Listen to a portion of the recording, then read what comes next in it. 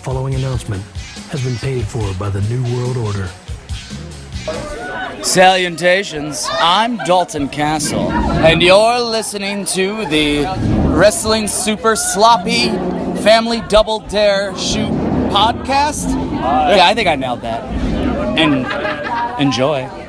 And here we go. It's showtime, folks! Los Angeles Report, your radar contact line at 1813,000.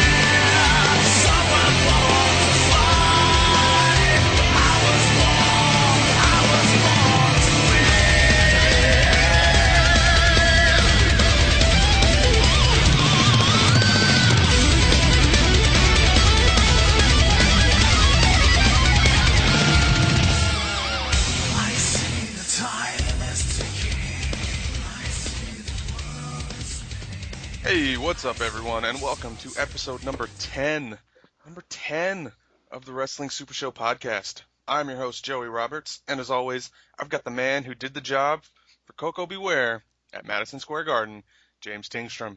And we are the self-proclaimed tag team champions of the podcast universe. How are you doing today, James? Doing pretty good. Guys, if you hear any coughing, don't mind me. I'm just getting over a cold, so I'll try to keep it to a minimum. Well, hopefully that doesn't last too long. It's going to last a lot shorter than Roman Reigns' title reign. Boom-ts.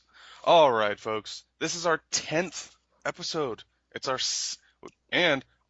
second milestone because first milestone was episode number 1, of course. Then second milestone, episode number 10. And then the third of many milestones with this podcast. If you were listening to the intro, we got our very first wrestler intro.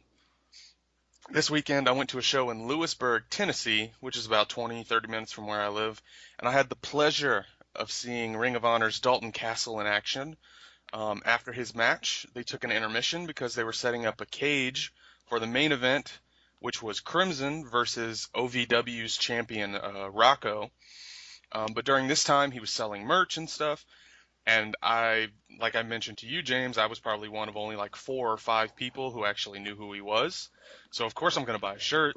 I got a picture with him, and I asked him to record an intro for the podcast. And he was like, heck yeah, I'll do it. So, yeah, if you're a fan of wrestling in general and want to follow him on Twitter, it's at the Dalton Castle. Please do. He's amazing. Yes, he is. He was a really cool guy, too. I mean, I got to talk to him for a couple minutes before he packed up all of his stuff and left. But yeah, so we're going to continue to do this as much as possible. Of course, we're going to do the show each and every week. But yeah, hopefully we'll get more surprises and stuff for you guys further down the road. Awesome. Yeah. So I guess we'll go ahead and dive into some news and rumors. First up, it's been talked about on tons of podcasts, since it's happened. PW Insider reported that Ryback was sent home by WWE. Multiple sources were saying that Ryback will be off TV indefinitely, and one version of the story was that Ryback himself asked to be off TV. He did put out that whole message saying that, him and the WWE kind of came to an agreement about him being off TV while they settle their contract dispute, all this stuff. Ryback's contract does expire during the summer, and they're having issues agreeing to a new contract. But what I thought was funny was that he put out that statement saying that it's not about money, but it's really about money. Because he starts out saying that it isn't about money, but in the end, he ends up just saying that guys losing should be getting paid the exact same as guys winning the matches. He kind of has a point. Oh yeah, I get where he's coming and I from, agree with him. It goes back to the whole thing in society now about equal pay. Yes, I should make as much as you on face value. Now, whether Yeah. I win or lose, I should make the same as you. If you're more popular than me and you sell more merchandise than me and you headline more pay-per-views, those are your perks. Those are your bonuses. That's where Yep. you end up making more than me. But our base pay should be equal or pretty darn close to each other. Yeah. Did you they put out I heard on another podcast they put out a list of like the top 10 paid or the top highest paid wrestlers in WWE right now. I did not see that, but I imagine Um John Cena's at the top with several million a year. Randy Orton's probably yes. pretty close to the top as well. Oh, no, he's not. Really? Uh as I yeah, it's from what if I remember this correctly, it's John Cena's number 1. Um I'm trying to think who else it is. It's like six guys who it's like Undertaker, Kane, Big Show, Triple H, um, Undertaker, Kane, Makes sense. two other older wrestlers, and then it's like John Cena, Reigns, Rollins, and Ambrose. So it's like all these like old, and I say old, but all these guys from the previous era that are still getting paid, and then it's like a couple new guys, and then John Cena. And one thing Ryback alleged was, or alluded to, was he's not making as much as he used to make when he was working near the top with CM Punk, and then Hmm. he kind of fell off and then came back near the Yeah, top, which shouldn't be the case. Your base pay should be your base pay, regardless. yeah, It shouldn't be a matter of, well, you jobbed to Fandango, so we're going to pay you less. Well, okay, you booked me to do that. I didn't choose to do that. I did what you told me to do. I should still make my same rate. So, yeah, exactly. he's got a few good points, but let's be honest, it's all about money. Yeah, exactly. I mean, like you were just saying, like it.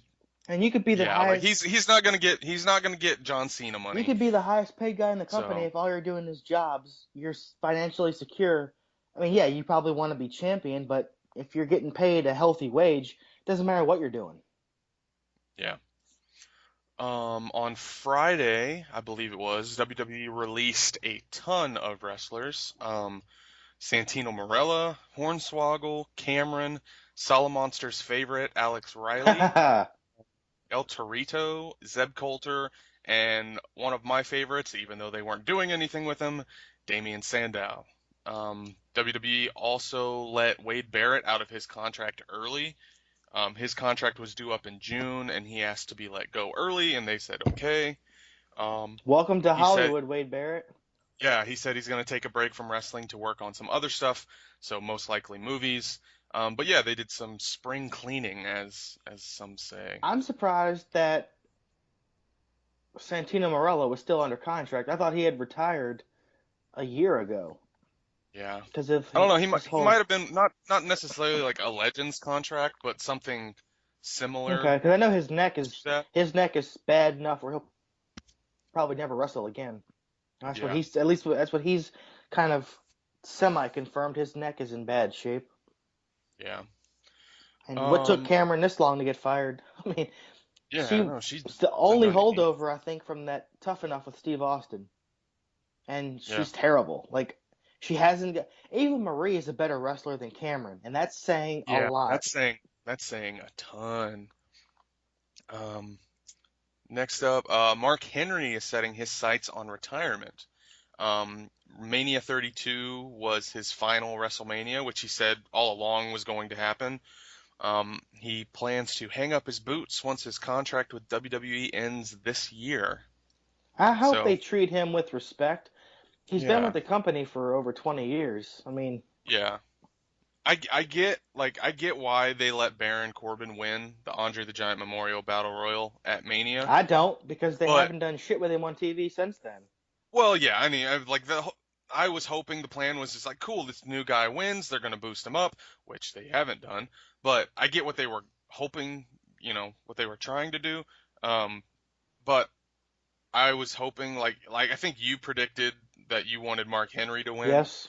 and I was hoping he was going to win, even though I didn't pick him. Yeah, you Um, picked Damien Mizdow. yeah, and now look where they are. He's got a pink slip to go with his pink tights. Yeah, so I wonder where I wonder where Sandow's gonna go next. He never struck me as a great like in-ring wrestler. He's good. I mean, don't get me wrong. He's not terrible. He's very good in the ring, but his for me it was more of a gimmick, more of a talker, you know.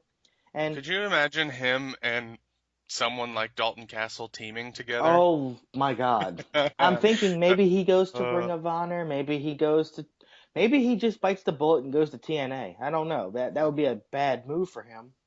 yeah, it would. I hope he catches on somewhere that has TV and where he can make some money. Yeah. Next up, there's talk of doing a global women's tournament on the WWE Network. Ooh. Yeah, with all the news of the Global Cruiserweight Series, which is being renamed to the Cruiserweight Classic Tournament. They wanted to do something similar, but with women. Also, there's talk of continuing the Dusty Rhodes Tag Team Tournament in NXT. That should be a yearly thing in NXT. Yeah, Even if they bring in a couple of like job tag teams from some of the local indies to kind of help put over some of the guys who are already on the roster. But yeah. Dusty Rhodes was kind of like the father of NXT to a point. I mean, Triple H started it, but Yeah, but Dusty Rhodes was always kind of the like head he trainer, was like and he kind of he was coached his everybody. right-hand man. Yeah, he was his right-hand man basically. Last night Evolve held their Evolve 61 event. I think Evolve 60 took place on Thursday or Friday, I don't remember. And two more participants had matches, and one to join the now Cruiserweight Classic tournament. TJ Perkins, who was Suicide/Manic in TNA, and Drew Gulak. They both won their matches last night, so now they joined the list of wrestlers that are now in the tournament. So it's going to be Perkins, Gulak, Zack Sabre Jr., Jack Gallagher, Lince Dorado, who works out of CMLL, I believe. He's a Mexican wrestler. Ho Loon, Akira Tozawa, Noam Dar, Tommaso Ciampa, Johnny Gargano, and Rich Swann. Ho Loon has got to be the best name in wrestling. Yeah. Also, if you watched NXT TakeOver Dallas, there's also rumors of Kota Ibushi being in it. And also, which I just read this morning, Cedric Alexander recently had a WWE tryout. Ooh. Yeah, and some think that he may be entered into this kind of as like the tryout was just like, oh, okay, let's see what he can do. Okay, cool, let's put him in. Which I would really like because I've seen him a couple times live and he's really good. Is he not under a full contract to Ring of Honor? No, Ring of Honor only has like 10 guys under contract. Everyone else is like day to day. He's not doing anything major, but he's been on TV with Veda Scott, and they were building something with him. Yeah, he's a lot of those guys. Like if you're not like under like if you don't have a title with them or aren't like a top name, like him, like I know for a fact like ACH, like him, Cedric Alexander, like they all work on like hey, you show up on this day, we'll pay you. You know, hey, not necessarily like hey, you're under contract, so. Which that's kind of odd because a couple of years ago when Sinclair first took over, I had heard that if you didn't sign with them, they wouldn't put you on television. Yeah. So yeah, they're basically working kind of like day-to-day deals. Yeah. Okay. Cool. But there's still 21 slots open Damn. in this tournament. Yeah, because it's a 32-man tournament Yeah. and they only have 11 guys named. So I'm so pumped for this tournament, and I think it starts the beginning of July. So yeah. Also at Evolve 61, Drew Galloway took on Johnny Gargano, but everyone's talking about what happened after the match. EC3 from TNA grabbed a mic and kind of dropped a pipe bomb of his own. He went off on multiple different topics, and basically he said that WWE made a mistake by letting him and Galloway go, and the King of Kings dropped the ball. Shots fired. Yeah. It was like a 7-8 minute promo, and like there was referees trying to come in to stop him. But It's nice Galloway, that Ethan Carter is finally saying what we've all been saying for about 3 years now. Yeah. All I want him to do is change his finisher because it's stupid. Other than that, I like the guy. I mean, like he's a good wrestler. He cuts a hell of a promo. Yeah, because he's Even Dean Ambrose stopped using that terrible finisher. Yeah. It would be kind of a slap in the face if he stole Dean Ambrose's original finisher and now steals his current finisher. And he starts using the double arm DDT as well. Oh, that'd be funny. But yeah, so that's all I have for news and rumors. Do you got anything? Hell no. Alrighty. Let's get into some payback results before we jump into Raw. The kickoff matches, there was two. Dolph Ziggler and Baron Corbin got bumped to the pre-show, and I don't know why Baron Corbin didn't win this match. It makes no sense. I don't have a freaking idea why he lost. Yeah, it makes no sense to put Ziggler over. None. Whatever. Whatever. Also, Ryback versus Kalisto for the U.S. title. Kalisto retained. And Ryback making a huge statement, the pre-show stealer. Yeah, the pre-show stopper. That was like the best weight belt I've ever seen. Yeah. I started noticing something was on his belt, and I'm trying to read it, and I'm like, oh my god! I immediately tweeted, did you see his weight belt, the pre-show stealer, or stopper, pre-show stopper? And I'm like, oh wow, he's gone. And then the next day he goes home. Go figure.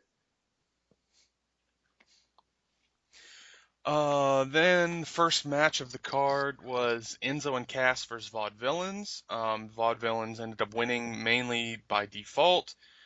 Simon Gotch threw Enzo to the ropes, and he was way too close when he was way too close to the ropes when he tried throwing him. And Enzo hit his head on the rope and whiplashed and hit his head on the mat really hard. And they diagnosed it as a severe concussion, but he's out of the hospital, which is really good. I mean, he was out that night, which, I can't tell if he was trying to slide through the ropes or if he just like lost his balance and fell into the ropes. I was thinking that it was going to be more of like a baseball slide kind of thing, and slide under the ropes, kind of like how Rey Mysterio, like when someone throws him under the ropes, he just kind of flies under and then just lands on his stomach. Which I thought it was if I'm Enzo Amore, after listening to him on Stone Cold's podcast, why would you ever do a baseball slide again? He broke his leg doing that. Look what happened to Neville a couple months ago. It's got to be the shoes they're wearing or the boots they're wearing catching on the canvas or the mat, because I remember there used to be this many broken legs and ankles on baseball slides. Yeah. Nobody ever used to get hurt doing that. But yeah, it was a terrible way for the match to end. I mean, it barely had even gotten started. So I blinked and I didn't even see him. I'm like, what happened? And then as soon as the medical crew came out, I'm like, uh-oh, this not good. And then Cass starts crying, and the announcers just stopped talking at some point, and I'm just like, this is not good. What the fuck happened? Yeah. What happened? Yeah, I don't know if you saw, or I know you don't, I know you don't have a Facebook, do you? No, I do. I never use it. Yeah. Well, I don't know if it was on Twitter or if it was on Facebook, but I know Kofi Kingston there's this thing called Periscope now, where you can like take like live videos and stuff. Yeah, I'm familiar with that. Yeah, well, they were periscoping during that match because they were sitting on the floor at ringside, so they caught everything. And like halfway through the video, that's when the accident happened with Enzo. And yeah, the video just goes dark, but you can hear everyone talking and stuff. Wow. But I thought it was kind of crazy. But yeah. Too bad those things are deleted after about 24 to 48 hours. I'd love to hear what was said. Yeah. Next up was Sami Zayn versus Kevin Owens, and they got put in a tough spot, especially after what happened. But they bounced back in that match. Yeah, this was in my opinion the match of the night. Made the crowd forget about the horrible thing that just happened. Yeah, Owens ended up beating Sami Zayn clean, and they've still got their feud going on. Which that was an odd finish for me. Technically their first match on the main roster, and it ends with a heel getting a clean victory.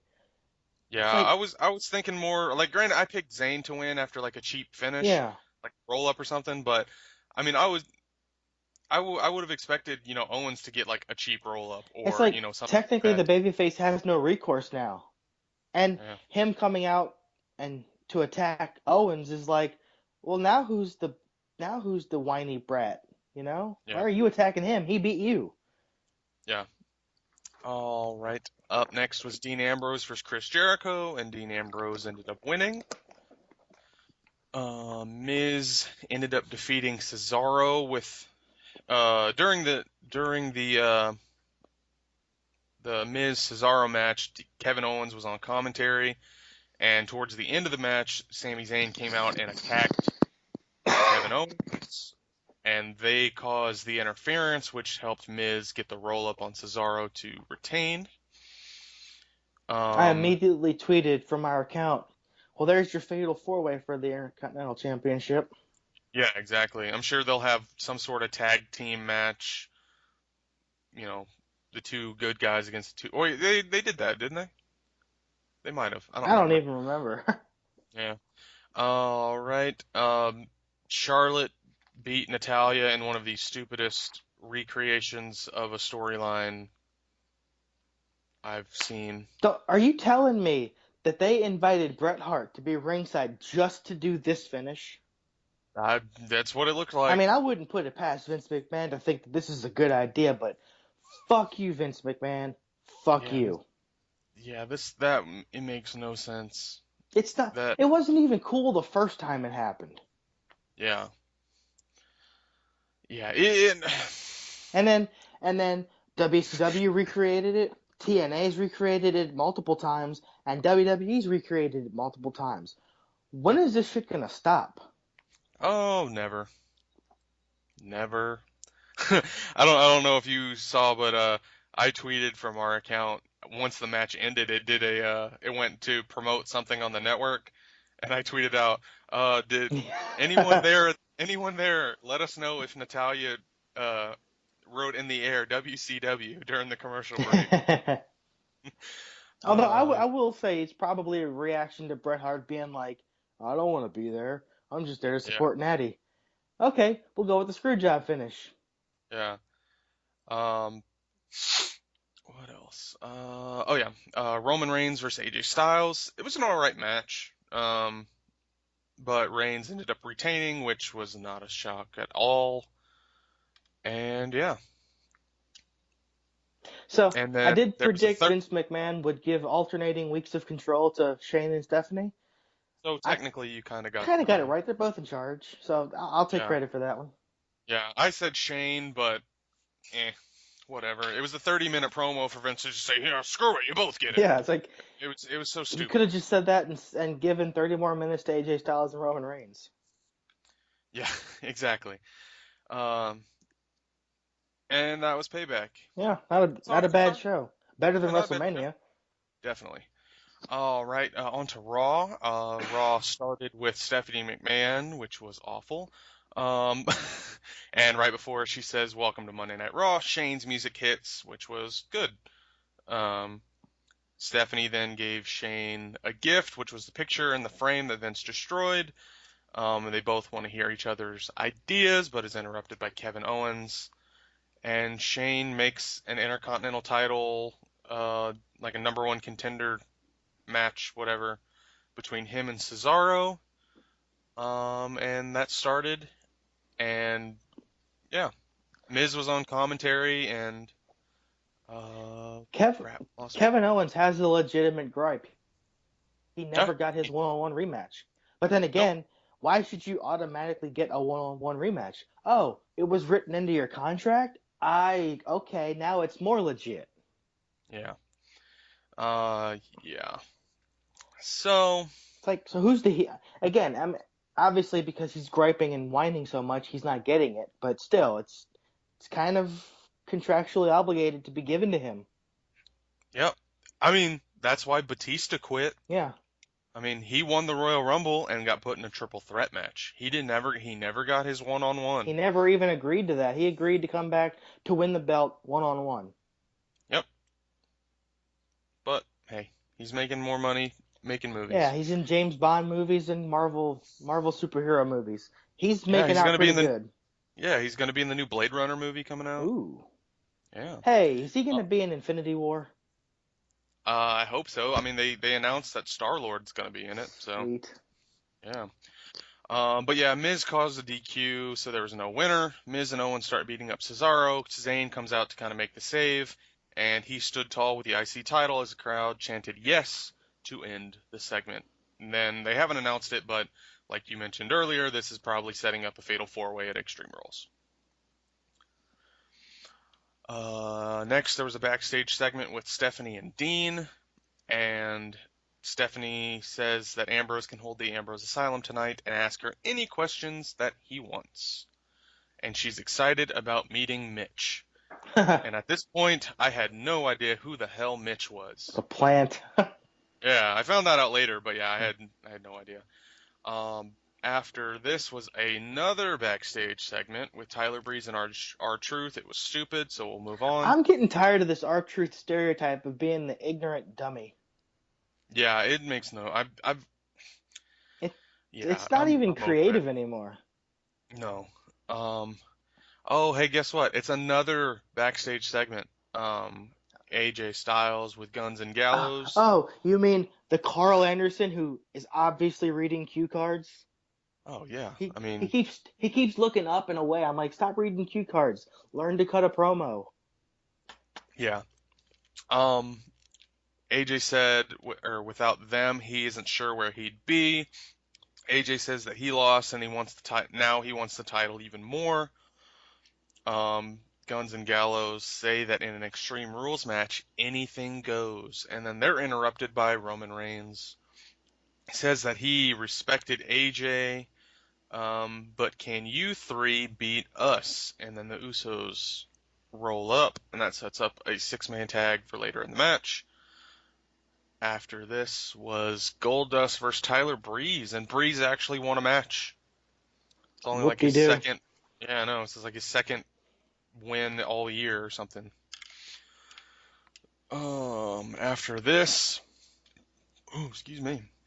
After this, the New Day came out, and it's been announced that they will be taking on the Vaudevillains at Extreme Rules, which they did announce online that was the plan all along. The Vaudevillains were going to win at Extreme Rules anyway. But I really enjoyed this segment. It had they talked about Enzo and his injury. I did hate that they kept showing the replay of the injury. Yeah. But Xavier said that whenever Enzo is back, the New Day will be waiting. The Vaudevillains came out and said that the injury was tragic and real men like them would have gotten up. Simon Gotch said that they made Enzo the realest man in the emergency room. Interrupted by the Dudleys. Dudleys came out and said that they want the tournament to restart. Big Cass came out, said that Enzo's family, and they messed with family. And this basically set up an impromptu 8-man tag, which Big Cass and the New Day ended up defeating the Dudleys and the Vaudevillains, which Big Cass got the pinfall, which in my opinion was the right move. And this was all to set up the tag team match, but the Dudley Boys really had no reason to be out there because they lost their tournament match clean. They have no claim to anything. They're basically at the bottom of the totem pole. But the only reason I know that they got involved was because when they came out and said that the actual, yes, the Vaudevillains were going to win, one of the ideas that they were going to have was that the Dudleys were going to come out and cost Enzo and Cass the match. Okay. But with Enzo getting injured, I don't get why the Dudleys are still there. Yeah.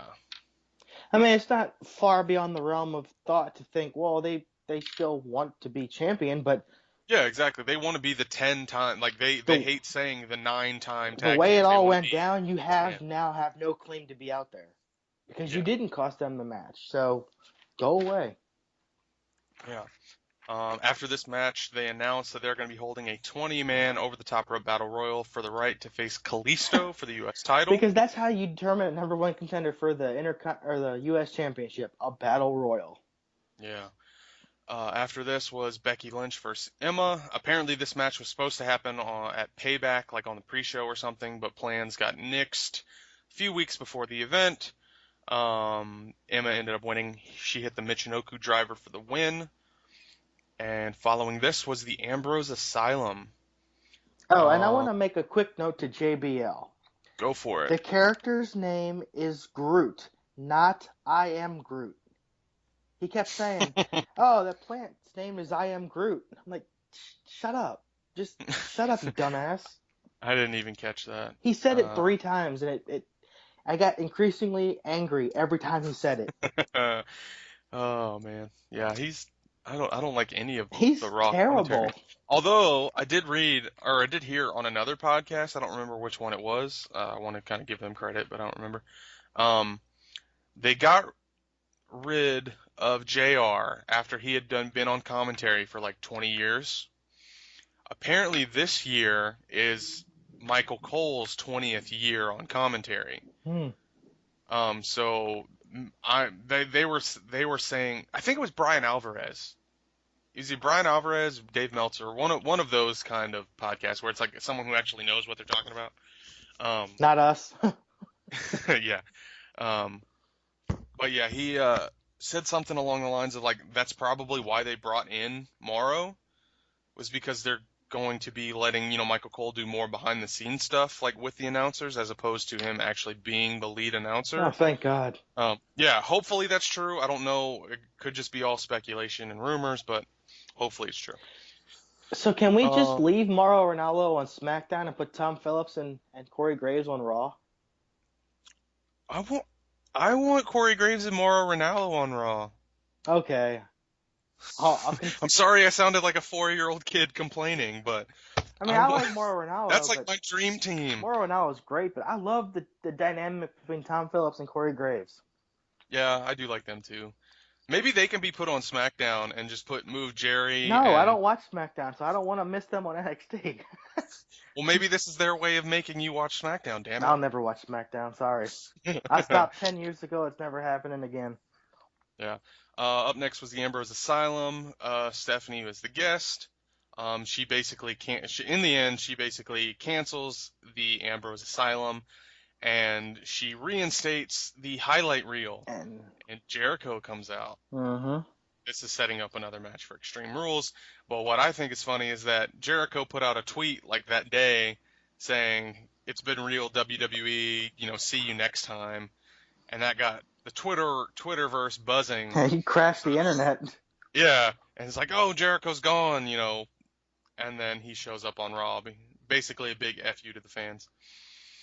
I will say Steph McMahon looked 10 years younger in that skirt. Yeah. She looked she looked like she was in her 20s again. Yeah. Not bad. After this was the 20-man Battle Royal for the #1 contender spot for the U.S. title. A lot of guys were already in the ring, but Sheamus, Titus O'Neil, and Baron Corbin each got their own entrances. The final 4 were the League of Nations and Zack Ryder. Del Rio eliminated Sheamus, Ryder eliminated Del Rio, and then Rusev eliminated Ryder. So Rusev is now the #1 contender for the U.S. title. I got a question for you. I may have an answer. Is Baron Corbin related to Baron Von Raschke? I don't know. Is Baron Corbin related to Red Baron? Is Baron Corbin related to Baron Von Strucker in the Marvel Universe? I know. I'm confused. Yeah, who knows? But yeah, a way to make the Andre the Giant Battle Royal winner look strong, putting him out of this Battle Royal midway through. Yeah. Because and also he eliminated Dolph Ziggler the way the League of Nations should have eliminated Roman Reigns in the Royal Rumble. They threw him over the top rope? Well, no, because what they did was, at the Royal Rumble, the League of Nations dragged him out under the bottom rope, attacked him, and then just kind of let him, he went to the back and all this stuff, and he came back later. Whereas during this Battle Royal, Ziggler got dragged out by Corbin. Corbin attacked him, threw him back in the ring, and then yelled at Rusev to eliminate him. And then he got thrown over the top rope. So why didn't, Vince McMahon or the League of Nations members think of that during the Royal Rumble? But if you're good enough to win the Andre the Giant Battle Royal, shouldn't you be good enough to win this Battle Royal as well? Yeah. I don't know. that Andre the Giant Battle Royal is a real bad gimmick. Yeah. I was hoping that Apollo Crews was going to win. He was in the match, but he got eliminated like third. Because like I mentioned on one of the previous podcasts, I want to see Kalisto versus, I was going to say Uhaa Nation, versus Apollo Crews. I made a little creative note that is not funny anymore, but I'll still say it. for Kalisto it. is going to school, and he's going to major in receiving pain from Rusev. Yeah, it's true. I just can't see this being a good competitive match. Like, Rusev is so big and so, just so much of a bully, so much of a dominating figure that he's going to crush Kalisto with his pinky, probably. Probably. After this, Charlotte came out to address the controversy that happened last night. They invite Charles Robinson out. Lil Nate, as they call him, says that Natalya didn't tap, but she was begging for the match to stop. Natalya comes out. She says Bret Hart's line. She attacks Charlotte and puts Ric Flair in the sharpshooter. That is probably one of the only two ways they could have gotten out of this. Like, she was begging me to stop the match. Okay, Yeah. that works for me. Maybe it doesn't work for everybody else. The other creative way they could have gotten out of it was what I heard said on the We Watch Wrestling podcast. Little Nate is such a big Ric Flair fan, he got overzealous and stopped the match. Like, he loves Ric Flair so much. Such a big fan of the family. There you go. Those two scenarios work for me, and they picked one of them. So there you go. Yeah. And then this set up a backstage segment with Charlotte, Ric Flair, and Stephanie. Stephanie sets up a submissions match with Charlotte and Natalya, and Ric Flair is banned from ringside. Oh, but wait. Before this, I believe there was a commercial or a segment showing a Black Panther Winter Soldier fight sequence in the Civil War movie, and I proceeded to close my eyes and turn the sound off. Yep. Because we were still 3 days from the movie, and I didn't want to have anything spoiled. Yep, very true. All right, and then after this was the main event. AJ Styles, Gallows, and Anderson versus Reigns and the Usos. AJ, Gallows, and Anderson came out, and they all two-sweeted each other, which was awesome to see. That they're actually, I mean, granted, they've been like, oh, they're part of a club in Japan and all this stuff, and now that they're actually coming out together and two-sweeting each other, I just think is awesome. JBL says it's the family versus the club. Jeez. Yeah, Styles hit the phenomenal forearm for the win on one of the Usos. I can never tell which one. Gallows and Anderson wanted AJ to use the chair on Reigns, but he wouldn't, so the Usos hit AJ with the chair and attacked Gallows and Anderson, and then AJ hits both Usos with the chair. Reigns gets up just in time to see what AJ has done and hits AJ with a Superman punch, attacks him even more, and powerbombs him through the announce table. Raw ends with Reigns standing over AJ. And I think it was during the match at some point. I understand soccer is gaining popularity in North America, but JBL really has to stop it with these soccer references that nobody gets. He makes all these sports references that nobody understands. I'm like, what the fuck are you talking about? Can you have 20 years in so we can replace you with somebody else? Yeah, I'd if anything, move him to SmackDown, because I don't... Move him to main event, because nobody watches main event. Yeah. Right, but yeah, I thought the main event was all right. I mean, I've mentioned before, I'm not a Roman fan, I'm not a Roman hater. You're just a Roman person. Yeah, I'm not exactly. I'm the Roman person. Jeez. But this is the Roman. We've said it before. This is the Roman that should have been booked from the start of his solo stint. Yep. The badass who just beats the shit out of everyone. Yep. But yeah, this was another okay Raw. I mean, it makes 5 in a row. It's been, decent to good, and Payback was a decent show too. So Extreme Rules is shaping up to be a good show, even though most of them are mostly rematches. Rematches of rematches. All right. Giggity. All right, and that does it for Raw. We're going to run through what happened on Ring of Honor, because it was another taping from February.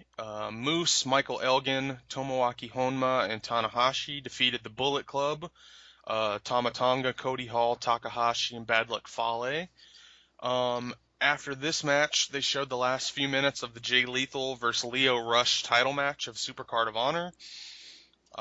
Then they showed what happened after the match when Colt Cabana kind of made his return, and they were showing this because Global Wars is going on tonight. And the main event saw the Briscoes defeat Anderson and Gallows. That Colt Cabana promo was straight fire. 100. I don't want to be known as somebody's friend. Oh, I wonder who that person could be. But no, that video package they showed to close out the show with all the different stuff going on in Japan. Yeah. Did you catch Luke Gallows lifting weights with the SmackDown vs. Raw 2011 muscle shirt? No, I saw him lifting weights, but I wasn't paying attention I just was some reason looking at his left shoulder, and I'm like, oh my god, that's a Raw vs. SmackDown shirt. And I rewound it to make sure. I'm like, that was the year he left the company. Awesome. Cool. All right. We'll go quickly over the Global Wars card for tonight. The Ring of Honor World Championship. Colt Cabana versus Jay Lethal. Who you got? I got Colt Cabana. Boom, boom. I'll go Colt Cabana too. Only because they're promoting a Jay Lethal versus Donovan Dijak match later, and right now they're promoting it as a non-title match. So I'm thinking maybe Colt Cabana's going to win. Plus they're in Chicago, which is Colt Cabana's hometown. And plus you can have the rematch at Best in the World next month, and Jay Lethal can get his belt back and then go on to feud with Donovan Dijak. Yeah. Because the real feud is Donovan Dijak versus Jay Lethal, I think. Yes. I've been waiting for that feud for 7 months now. Yeah. Ring of Honor World Tag Team Championship match. The Briscoes versus War Machine. Who you got? I'm going to go with War Machine for some kind of screwy finish or whatever, setting up the rematch for Best in the World in June, which I originally predicted would be where the Briscoes win the belts. Okay. All right. Yeah, I could see it going either way. I'll go ahead. I'll just go Briscoes just because. It wouldn't surprise me if they won. They've been pushing 9-time champions for a couple months now. Yeah. Ring of Honor World Television Championship. Bobby Fish versus Tomohiro Ishii. Who you got? I'm going to go with Bobby Fish. Yeah, Bobby Fish needs to win. I think having a New Japan guy hold a Ring of Honor title is kind of hurting them. It was cool for a little while. It's cool to see, but at the same time, it's just like he can't give his full commitment to Ring of Honor. Yeah, they had to hold at Supercard of Honor, they held a number one contender match for the title as opposed to an actual title match. Yeah. But yeah, so I'll also go with Bobby Fish. Michael Elgin and Hiroshi Tanahashi versus Okada and Moose. Ooh, wow. I'm gonna go with Okada and Moose. Yeah, me too. It's a tough one. I want to pick Elgin and Tanahashi, but I don't know. I'm gonna go with Okada and Moose. Yeah, I'm gonna go the same. Kyle O'Reilly versus Naito. It's gonna be Naito. He is the New Japan World Champion, or the IWGP World Champion right now. Yep. So yeah, I'm going the same. I think it'll be close, and it'll probably have one of those endings where it'll be super. He'll get multiple, false finishes. Did you see that one meme of him explaining why he doesn't wear the belt? Like why he? I saw you post something about it, but I didn't actually get a chance. When he won the belt, he threw it up in the air and just kind of walked away. Yeah. Well, he explained that when he's no longer a bigger deal than the actual belt, he'll wear it. That's like the best move ever. And I saw somebody had posted on Twitter the meme of Roman Reigns, I'm not a good guy, I'm not a bad guy, I'm just the guy. Yeah. That works perfectly for Naito. He's just the guy. And when he's no longer bigger than the belt, he says he'll wear the belt around his waist. Yeah, makes sense. Yeah, it's true. All right, up next is an 8-man tag match. The Motor City Machine Guns, Matt Sydal and Kushida against the Young Bucks and Tama Tonga and Tonga Roa, the Gorillas of Destiny. Who you got? I'm going to go with the Guns and the other guys. Guns, Sydal, and Kushida? Yes. All right. I'm going to go the other way. I'm going to go Young Bucks and Gorillas of Destiny. And then the final match that they have listed, Jushin Thunder Liger and Cheeseburger versus The Addiction. I'm going Liger and Burger. I'm going to go with Jushin Thunder Liger and Cheeseburger. All right. Also, on Ring of Honor television, Cheeseburger's TV commercial, like for his T-shirt. It's awesome. Yeah. It's one of those where it's like, at first I was just like, oh, this is so annoying, but every week they play it, I get more and more hooked on it. I love his music. It's Jimmy Buffett all the way. Yeah. All right, so let's move on to some Lucha Underground. Awesome. Show starts with Dario Cueto looking for something in the ceiling when he's interrupted by Katrina. You think he's looking for a wire? You think the cops are onto him? Or he knows that Maybe. He knows that somebody's onto him? Maybe. I don't know, because he kind of seemed on edge. I thought, oh my God, he's looking for a wire. Yeah. But Dario says that Mil Muertes is going to get his title rematch next week against Matanza. Oh my God. And it's going to be in a graver consequences match. So instead of one coffin, there's going to be 4. So do you have to put them in 4 different coffins to win? I have no idea. Or maybe there's just 4 options to choose from. Okay. Maybe one's on fire, one's underwater. One, I don't know. 4 different, yeah. If you don't, listeners, if you don't know what this match is, it's basically a casket match. But if you want, I say go on YouTube, find Mil Muertes versus Phoenix. Yes, right? It was Phoenix. From last year. Yes. Match of the year, probably.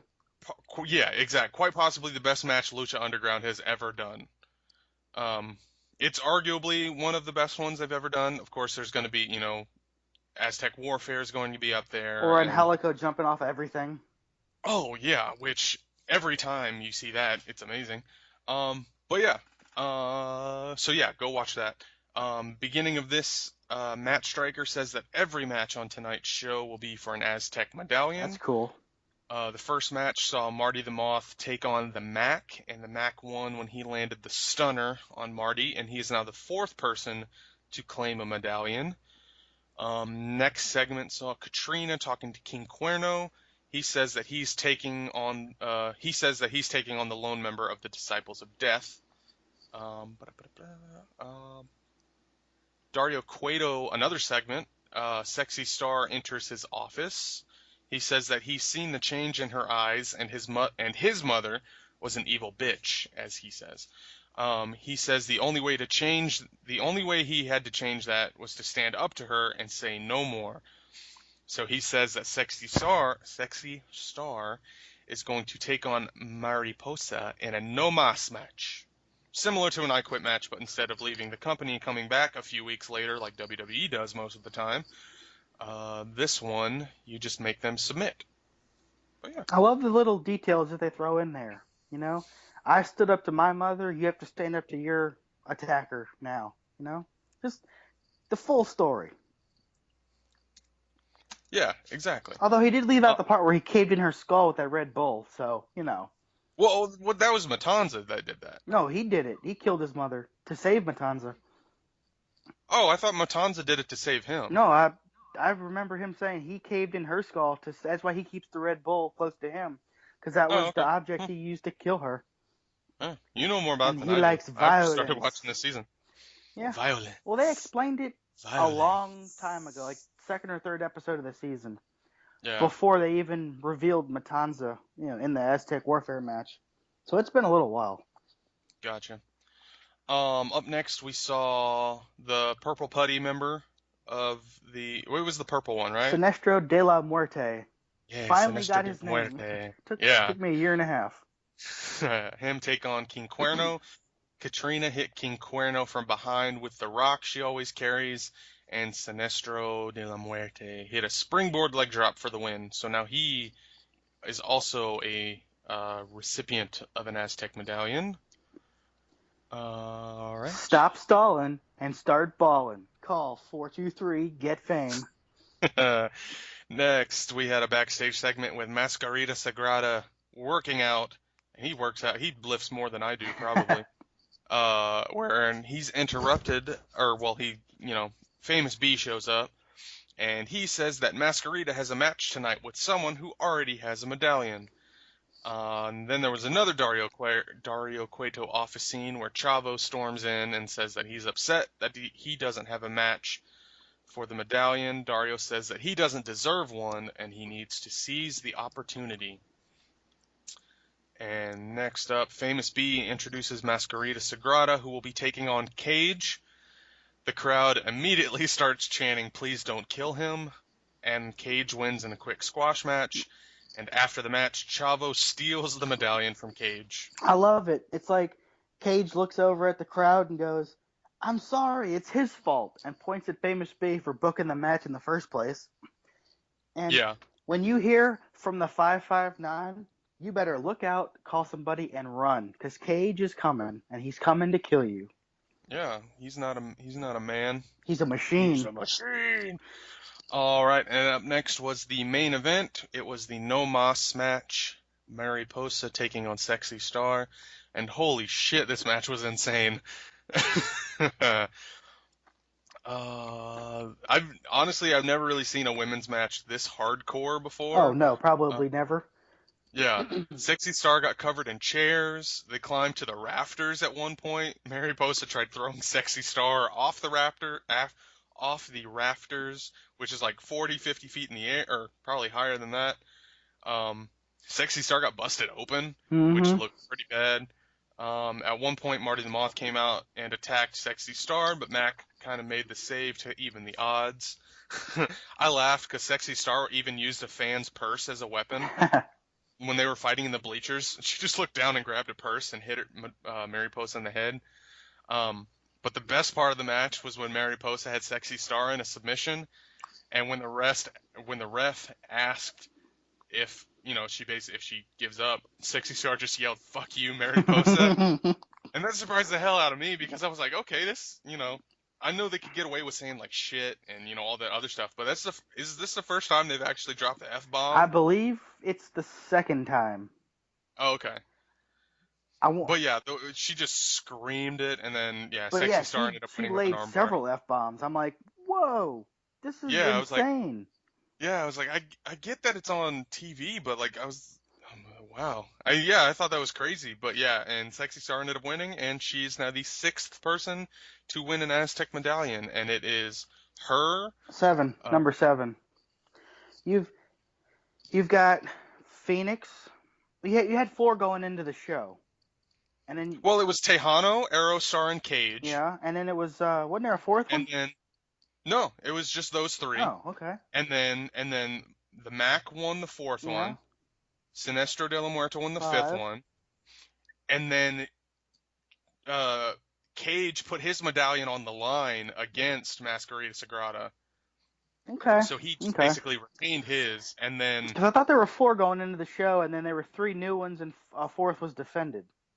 No, because the opening video package showed, everyone who's won, and they only said 3. That's right.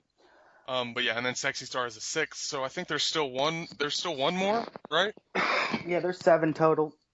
Okay. One final note on Lucha Underground.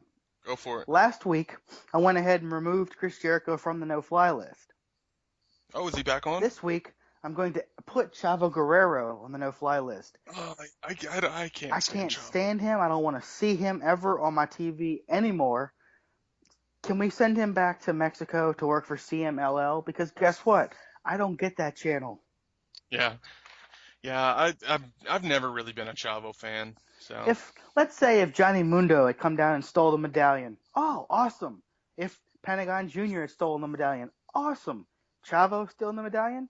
Who gives a shit? Yeah, it's like, oh, okay. But yeah, so that was it for Lucha Underground. Up next, we'll run through some NXT. This was the first episode back at Full Sail, and it starts with Samoa Joe. He says, what stands before you is a man who keeps his word. He says he's putting the world on notice, and he runs things. He says if anybody has a problem with it, he'd be willing to beat them down and choke them out. And after this, some music hits, and no one knows who it is. Terrible music, by the way. Yeah, it's kind of bad. And it's the debut of Eric Young. And I laughed because Tom Phillips declares that he's one of the hottest free agents in wrestling.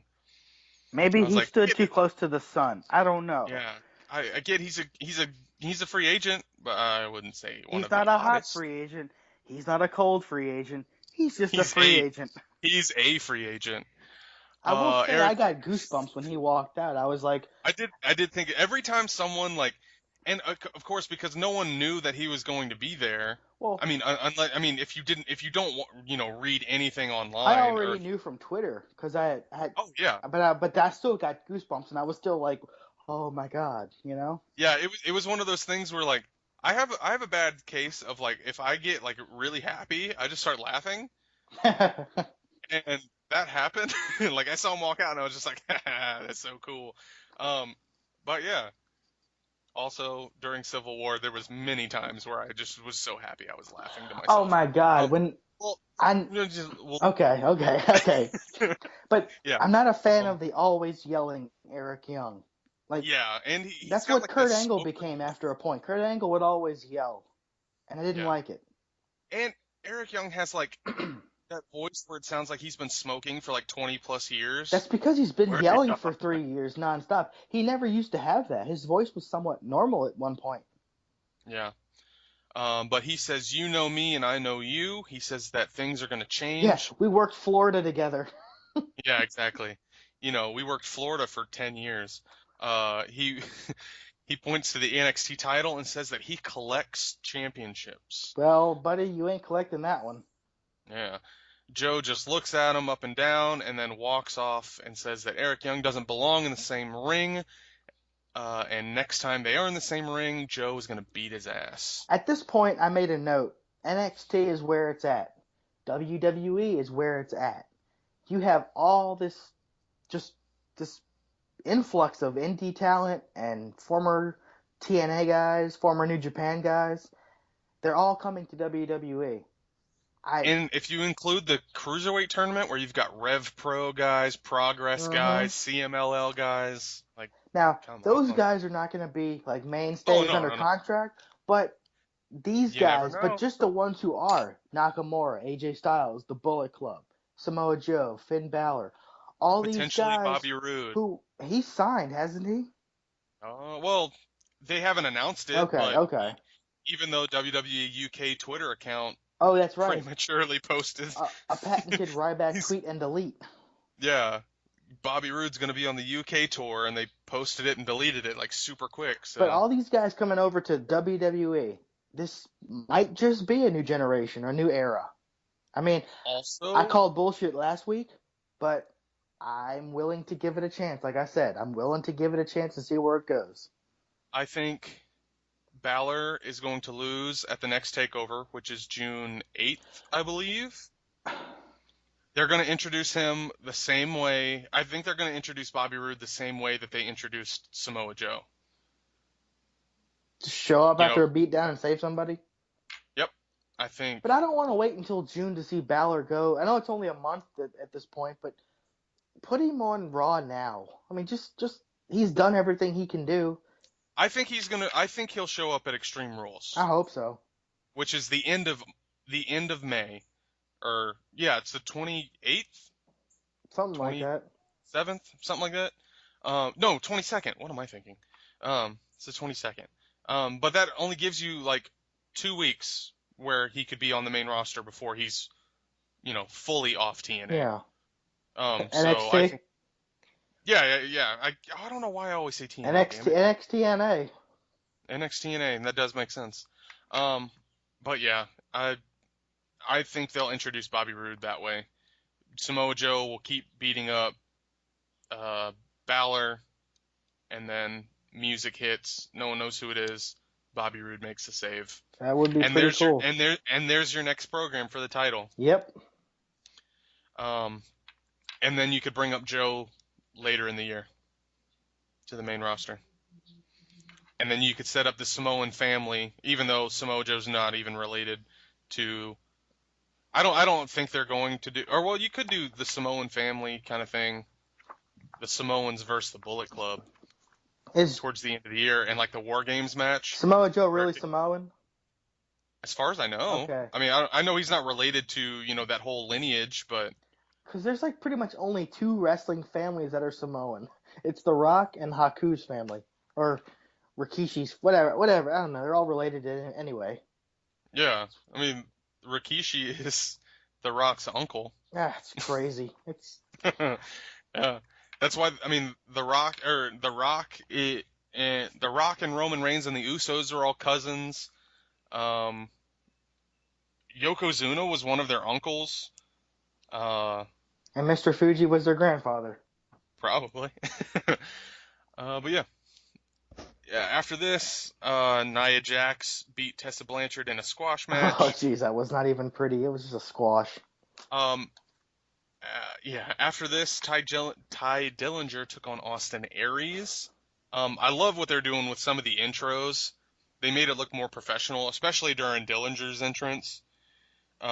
Music was good, and the camera angles kind of made them seem more legit. To the asshole fan that yelled Aries is a midget, go kill yourself. Yeah, that's... Oh, you would have hated some of the people that were at this Lewisburg show. I'd have fought the crowd. I'd have gone one versus all, Roman Reigns style, in those people. Yeah. Yeah, it was bad. Like me, and I met this guy before the show even started because like we were parked next to each other. He was wearing an AJ shirt and I was wearing a Ring of Honor shirt, and we just kind of got to talking. So we just sat next to each other because he drove like 3 hours, like for the weekend kind of thing. And we just started talking, and we ended up sitting next to each other and kind of making fun of some stuff and agreeing on some things like throughout the night. But this crowd was just terrible. I mean, like they didn't know, like they couldn't tell what was fake and what was real. And like they were chanting at for example, Rocco, who's the OVW champion, has a manager who's a guy who dresses like a girl. Okay. Like he's got like a bow in his hair, Yeah. and he wears like, a female jacket, and he just dresses like he's just got the tights on, so he looks like he's just a normal wrestler, but has like the tight women's jacket and a bow in his hair, and he wears like some makeup and stuff. And this crowd just started yelling at him like, "Oh, faggot, blah, blah," and all this stuff. And I honestly wanted to just get up and leave because I was just like, this is uncomfortable. yeah, it really was. And they started chanting that towards like Dalton Castle too a little bit. Oh, come on. He's so not like that. Yeah, and that's the thing. It was like this crowd didn't know who he was, and it's like, yeah, and it's like so deep in the country too. So it's like, I don't know. Correction. Pre-podcast, I made a comment. I'm gonna amend that. I don't want to move to Tennessee at all. I'm gonna stay as far away from that state as possible. Even though y'all get like every wrestler ever in the history of wrestling, Honky Tonk, Honky Tonk Man, Jimmy Hart. Yeah. No thanks, Cornette. I'll pass. I'll just stick where I'm at. Get my. Yeah, I don't know if I'll go back to that one. But every time they come to Nashville and stuff, I think Ring of Honor, or I did overhear Dalton Castle say that Ring of Honor might be coming back in September. Oh, sweet. So I'll let you know for sure, and if you want to come up. Maybe you can get Jay Lethal to cut a promo for our show, like as Macho Man or Ric Flair. Or I was even gonna say in the vein of his knee brace commercial. Listen up, podcast fans. If you have knee or back pain, call this phone number. Yeah. But Aries ended up winning with 450 splash, diving back into NXT. Right after this, the Revival. This was pretty much a squash match. The Revival beat the Hype Bros. Backstage segment with Alex Riley. After this backstage promo, I'm glad his ass got released because, quote, I don't know what strong style is. I'm a fucking idiot. I'm a loser who can't get over. I'm a raging tool. I'm Alex Riley. Dude, I have no job. Idiot. Yeah.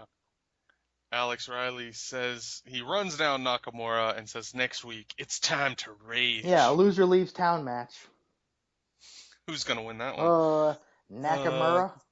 Yeah. Next up, we had No Way Jose versus some guy. They only said his name one time. They didn't even give him an intro. Yeah, I didn't get his name either. I think it was like Noah Paches or something like that. I don't know. It was Noah something. Noah But yeah, Noah gonna win her? yeah, no, no way Jose versus no way Jose you're going to win this match. Um, no way ended up winning. It was an enhancement match. He used a full Nelson Slam for the win. Austin Aries backstage interview. He says that he's off to a good start, but something feels off. He's flying under the radar and says that he's going to go eat a banana to refill his potassium levels. That's it. Yep. Okay. And then the main event saw Samoa Joe face Eric Young, and Joe landed the Muscle Buster and won with the Coquina Clutch. I've never been the biggest EY fan, but it's still cool to see him in NXT. Yeah, and he's going to be on that May 21st card in Nashville that I'm going to, the Freedom Pro Wrestling. Yeah. And Eric Young, they've announced, is facing Rockstar Spud. Ooh. And I was very much hoping that Bobby Roode was going to make the save for EY after the match. Yeah, that would have been cool. Like, is it too much to ask to have two TNA guys debut on the same show? I mean, come on. But yeah, that was NXT. Yay. So, sir, I will ask you, what is your match of the week, and who is your wrestler of the week? My match of the week goes to the 8-man tag team match from Raw. Super fun match, and it really, really picked up toward the end. And my wrestler of the week is Colt Cabana. Boom, boom. Boom, boom. That promo was fire. Boom, I would have loved to have sat through the whole back and forth between he and Jay Lethal live. Yeah. But the best we got was the highlights on television, and hey, at least we got something. It was fire, and I can't wait for him to be the world champion tonight. That'll be awesome if it happens. Alrighty. My match of the week is Sexy Star versus Mary Posa. Okay. Just because it was one of the best women's matches I've probably seen. I mean, it didn't have too many, it wasn't like a good technical wrestling, but it was just hard hitting, beating the shit out of each other. But my honorable mention is Sami Zayn versus Kevin Owens at Payback. Okay. And my wrestler of the week, honorable mention is AJ Styles, just because it's cool to see him wrestle for the title at Payback, and he's getting a rematch at Extreme Rules. But my wrestler of the week is Sexy Star. I've never really been a fan of her matches, just because I haven't really seen many of them. I'm not saying like she's a bad wrestler, but none of her matches have really like connected to me, I guess. But this match was just awesome. I've been kind of zoning out during Lucha Underground the last few weeks, so their matches really haven't been hitting me like they used to, but I'm looking forward to that Mil Muertes Matanza match next week. Yeah, that I wouldn't be surprised if that match takes up the whole episode. Oh, yes. If it's just a 45-minute not necessarily spot fest, but someone's going through a casket, someone's going under a casket, and someone's going through a door. They're going to use casket. They're going to each going to grab two caskets and use them as boxing gloves, similar to what the Hulk did in the Hulk movie, where he split a car in half. Would not surprise me if that happened. Matanza smash. Yeah. Or should I say Fat Jason Voorhees smash? Exactly. So yeah, that does it for wrestling. Is there anything else you want to talk about? None off the top of my head, no. Alrighty. Well, I guess we'll go ahead and end it. If you want to follow us on Twitter, follow us at JJ Wrestling Show. Go like our Facebook page, Joey and James Wrestling Super Show. Follow us on Instagram at JJ Wrestling Super Show. We do upload to iTunes and Podbean, but we also upload our audio onto YouTube as well. You can find our channel. It's JandJ Wrestling Super Show, and that's JandJ. So please rate, subscribe, share, favorite tweet, like, retweet, quote tweet, whatever you want to do. Just let us follow us. We want you to be a follower. Let us know how you feel about it. Yeah, come on, people. We appreciate it greatly, whatever you do. Where can they find you on social media, James? At James Tingstrom. And people, please go see Civil War, because it won't be long before we're talking about it. And I don't want to spoil it for you. And I don't want you to have to turn off the episode midway through because you haven't seen the movie yet. Yes, we're going to give you a 1 or 2 week grace period, and then balls to the wall. We're going to talk about Civil War. Oh, that airport scene. Yes, many things happened where I was just like, oh man, I was so happy. I'm like, and I'm sitting in my chair and I'm just rocking back and forth. That was a plane. That was a plane. They're there. It's happening. Yeah, I went Thursday night at 10:30, Yep. and there was probably only like 30 people in the theater Really? that I was in. Yeah, there wasn't many people. I live in a smaller Oh, okay. town, Okay. so and it's a fairly smaller theater. Because I went to and the Cinemark in Gulfport at 10:20. It Yeah. was packed. Like everybody was hanging off the rafters for that thing. Had I gone to the one closer to Nashville in Cool Springs, which is like 10 minutes from Nashville, that probably would have been more packed. Yes. But since I live like 30 minutes from there, there was only like 30 people, and everyone was sitting in the upper section, and I was sitting I was the only one south of like where like the middle is. I was in dead center. I was in the final 5 rows. There was no one near me, so I was just by myself. I was in the zone, and I loved it. That was the best movie ever. Oh, so good. All right. If you want to follow me on Twitter, you can find me at Space Jam is my jam. Although with the recent news of LeBron James and Space Jam 2, I may have to change that because I can't deal with that. I think I tweeted this out. Are we going to find out that LeBron is Bill Murray's son? Maybe. Who knows? Or how about this in a strange heel turn? Michael Jordan brings back the original 5 aliens to beat LeBron because Michael Jordan... That's what I was talking about. Michael Jordan can't handle the fact that LeBron's better than him.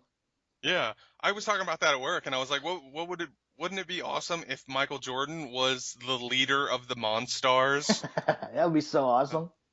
Yeah. So please follow us on there if you want more of this amazingness that is us. If you want to send us any emails, suggestions, segment suggestions, more importantly, hate mail, send us mail at JandJ Wrestling Supershow at gmail.com, and that is JandJ. Do you really need motivation to send us hate mail? Okay, here you go. Roman Reigns is better than every wrestler ever. I'm going to send you hate mail. Thank you. Just somebody from send my us personal something. account. From my personal email, I'm going to send you just one massive middle finger. Well, folks, that's it for this podcast.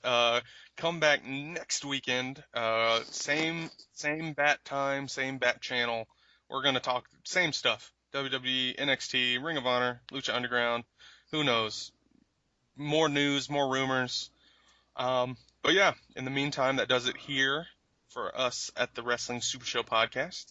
Y'all have a great week, and we will see you in the next one. Later. Peace out.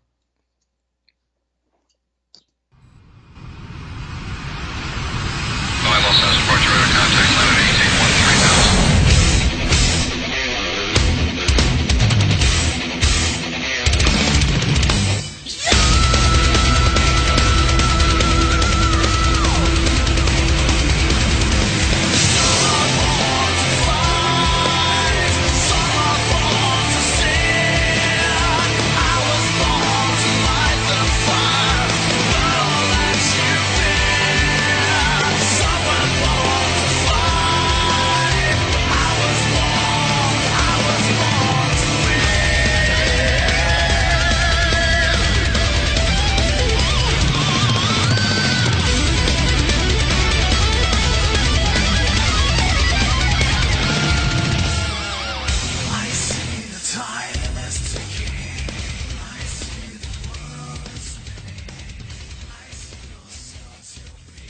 The preceding announcement has been paid for by the New World Order.